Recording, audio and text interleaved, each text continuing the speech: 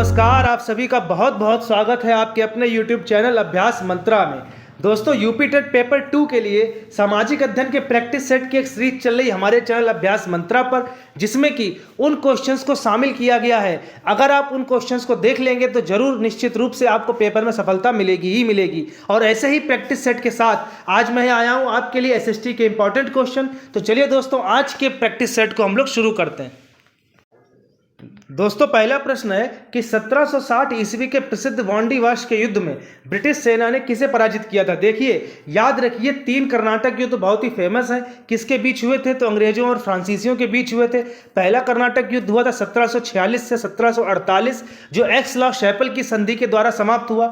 दूसरा कर्नाटक युद्ध हुआ था 1749 से 1754, जो पांडिचेरी की संधि के साथ समाप्त हुआ। और तीसरा युद्ध हुआ था 1758 से 1763, और अंततः अंग्रेजों की इसमें विजय हुई। और जो तृतीय कर्नाटक युद्ध हुआ था उसी के दौरान 1760 में ही वांडीवाश का युद्ध हुआ था फ्रांसीसियों के संग। तो ऑप्शन बी इसका सही जवाब है, और कर्नाटक युद्ध के बारे में भी आप याद रखिएगा। अगला प्रश्न है, किस वायसराय के कार्यकाल के दौरान भारत की राजधानी कलकत्ता से दिल्ली स्थानांतरित की गई थी। देखिए, कलकत्ता से दिल्ली स्थानांतरित हुई थी 1911 में इसकी घोषणा हुई थी, क्योंकि 1911 में हुआ था दिल्ली दरबार, और वहां पर ही इसकी घोषणा हुई थी कि राजधानी को कलकत्ता से दिल्ली लाया जाएगा। और ये लाई गई थी, यानी जो अमल में आया था ये घोषणा, ये 1912 में आई थी। तो उस समय जो वायसराय थे वो थे लॉर्ड हार्डिंग। तो ऑप्शन सी इसका सही जवाब हो जाएगा। अगला प्रश्न, दक्षिण अफ्रीका से लौटने के बाद महात्मा गांधी ने अपना पहला सफल सत्याग्रह कहां शुरू किया था। तो देखिए, गांधी जी ने सबसे पहला सफल सत्याग्रह शुरू किया था चंपारण में 1917, याद रखिएगा। खेड़ा और अहमदाबाद दोनों याद रखिएगा 1918। अगला प्रश्न, ब्रिटिश भारत में किस अधिनियम द्वारा प्रांतों में द्वैध शासन लागू किया गया। देखिए, याद रखिए एक बात, यहां पर प्रांतों शब्द लिखा हुआ है, तो प्रांतों में द्वैध शासन लागू किया गया था मॉन्टेग्यू चेम्सफोर्ड सुधार 1919 के द्वारा। बहुत ही इंपॉर्टेंट प्रश्न है, आप याद रखिएगा इसको। अगला प्रश्न है, गदर पार्टी की स्थापना 1913 में अमेरिका के सैन फ्रांसिस्को में किसके नेतृत्व में हुई थी। तो पहली तो बात ये आप यही याद रखिए कि गदर पार्टी की स्थापना कब हुई, तो 1913 में हुई। कहाँ हुई? तो सैन फ्रांसिस्को में हुई। और किसके नेतृत्व में हुई थी? तो हुई थी ऑप्शन ए लाला हरदयाल के नेतृत्व में। ऑप्शन ए इसका बिल्कुल सही जवाब होगा। अगला प्रश्न है, वर्ष 1946 में भारत आए कैबिनेट मिशन का नेतृत्व किसने किया था। देखिए, कैबिनेट मिशन का जो मुख्य उद्देश्य था वो ये था कि भारत के लिए एक संविधान सभा की स्थापना करना। अब इसमें जो ऊपर के 3 नाम लिखे हुए हैं, स्टैफोर्ड क्रिप्स, एबी अलेक्जेंडर और पैथिक लॉरेंस, यही 3 लोग कैबिनेट मिशन में आए थे। और जो नेतृत्व करता थे, यानी उस कैबिनेट मिशन के अध्यक्ष थे, वो थे ऑप्शन सी पैथिक लॉरेंस। तो याद रखिएगा ऑप्शन सी। अगला प्रश्न है, राजा राम मोहन राय को राजा की उपाधि किस मुगल सम्राट ने दी थी। देखिए, राजा राम मोहन राय को राजा की उपाधि दी थी अकबर द्वितीय ने। याद रखिएगा, बहुत ही इंपॉर्टेंट है, मुगल शासक अकबर द्वितीय ने राजा राम मोहन राय को राजा की उपाधि दी थी। अगला प्रश्न, गुलामों का गुलाम इतिहास में किसे कहा जाता है। देखिए दोस्तों, गुलाम वंश की शुरुआत हुई 1206 में कुतुबुद्दीन ऐबक के द्वारा, और ये कुतुबुद्दीन ऐबक मोहम्मद गौरी का एक गुलाम था। और इसके बाद इल्तुतमिश गद्दी पर बैठा 1210 में, अब वो कुतुबुद्दीन ऐबक का गुलाम था, इसीलिए इल्तुतमिश को गुलामों का गुलाम कहा जाता है। अगला प्रश्न है, भारत में स्थानीय स्वशासन का जनक किसे माना जाता है। देखिए, ऑप्शन बी जो लिखा हुआ है लॉर्ड मेयो। याद रखिए, भारत की प्रथम जनगणना 1872 में लॉर्ड मेयो के शासन में आरंभ हुई, और लॉर्ड रिपन को भारत में स्थानीय स्वशासन का जनक कहा जाता है। ऑप्शन ए इसका सही जवाब होगा। अगला प्रश्न है, स्वराज मेरा जन्मसिद्ध अधिकार है और मैं इसे लेकर रहूंगा, यह नारा लोकमान्य तिलक जी ने कांग्रेस के किस अधिवेशन में दिया था। तो ये नारा तो आप याद ही रखिए कि किसने दिया, तो लोकमान्य तिलक ने दिया था। कब दिया था? तो 1916 के लखनऊ अधिवेशन में। और पिछले प्रैक्टिस सेट में ही हम लोगों ने सीखा था, जाना था कि इसी अधिवेशन में कांग्रेस के नरम दल और गरम दल में समझौता हुआ था। तो ऑप्शन बी इसका सही जवाब है।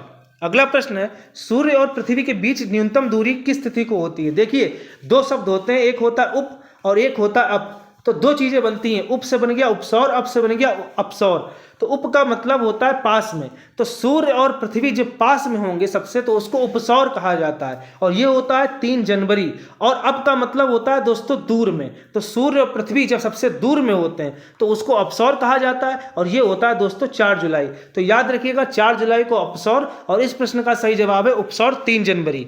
अगला प्रश्न, सवाना घास के मैदान मुख्य रूप से कहाँ पाए जाते हैं। देखिए, दक्षिण अमेरिका में पाए जाते हैं पंपास, ऑस्ट्रेलिया में पाए जाते हैं डाउन्स, यूरोप में पाए जाते हैं स्टेप्स, तो अफ्रीका में ही पाए जाते हैं दोस्तों सवाना घास के मैदान। Option B. अगला प्रश्न, नीलगिरी पर्वतमाला का विस्तार किन राज्यों के मिलन बिंदु पर है? तो भारत के दक्षिण में कर्नाटक, केरल और तमिलनाडु, इन तीनों राज्यों के मिलन स्थल पर नीलगिरी की पहाड़ियां उपस्थित हैं। अगला प्रश्न, दुलहस्ती जल विद्युत परियोजना किस नदी पर निर्मित है? तो बहुत ही इंपॉर्टेंट प्रश्न है। सही जवाब है ऑप्शन बी, चिनाब नदी, जम्मू कश्मीर। अगला प्रश्न है, बुल और बियर शब्दों का संबंध किस क्षेत्र से है? तो इसका सही जवाब है ऑप्शन बी, शेयर बाजार। देखिए दोस्तों, जब शेयर बाजार ऊपर की ओर भागता है तो बुल, और जब शेयर बाजार नीचे की ओर भागता है तो उसको कहा जाता है बियर। तो ये बात आप याद रखिएगा। अगला प्रश्न, भारत में नीति आयोग का गठन किस वर्ष किया गया था? तो नीति आयोग का गठन किया गया था 2015 में, 1 जनवरी 2015। इस नीति आयोग का फुल फॉर्म भी आप याद रखिएगा, national institution for transforming India. अगला प्रश्न, भारत का प्रथम विधि अधिकारी कौन होता है? तो भारत का प्रथम विधि अधिकारी कौन होता है दोस्तों? भारत का महान्यायवादी। इस अनुच्छेद याद रखिए, अनुच्छेद 76। अगला प्रश्न, निम्नलिखित में से कौन सा विषय समवर्ती सूची के अंतर्गत आता है? देखिए, संविधान में 3 तरीके की सूचियां वर्णित हैं। एक है राज्य सूची, एक है संघ सूची, एक है समवर्ती सूची। तो कृषि जो है वो राज्य सूची का विषय है। पुलिस तो आप जानते ही हैं, उत्तर प्रदेश पुलिस, बिहार पुलिस, हर राज्य की अपनी पुलिस, तो राज्य सूची का विषय है। और जो रक्षा है ये संघ सूची का विषय, क्योंकि रक्षा मंत्रालय केंद्र सरकार में होता है। तो शिक्षा जो है वो समवर्ती सूची का विषय है, क्योंकि राज्य और केंद्र दोनों मिलकर इसके लिए कानून बनाते हैं, काम करते हैं।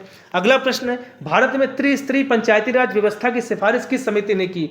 बहुत ही सरल प्रश्न। देखिए, 2 समितियां आपको बहुत इंपॉर्टेंट याद रखनी है, एक अशोक मेहता समिति, दूसरी बलवंत राय मेहता समिति। अब बलवंत राय मेहता समिति में 3 नाम है, बलवंत राय मेहता, इनके नाम में 3 शब्द हैं, बलवंत राय और मेहता, तो यही है त्रिस्तरीय। अशोक मेहता के में 2 शब्द हैं, अशोक और मेहता, तो ये द्विस्तरीय हैं। तो याद रखिएगा ऑप्शन बी इसका सही जवाब है, और अशोक मेहता अगर पूछ दे द्विस्तरीय।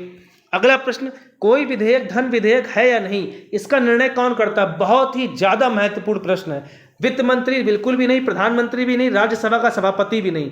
इसका निर्णय करते हैं दोस्तों ऑप्शन डी, लोकसभा अध्यक्ष। अगला प्रश्न, सरकारी आयोग का गठन किसके संबंध की समीक्षा के लिए किया गया था? तो सरकारी आयोग का गठन किया गया था 1983 में, और किसके लिए किया गया था?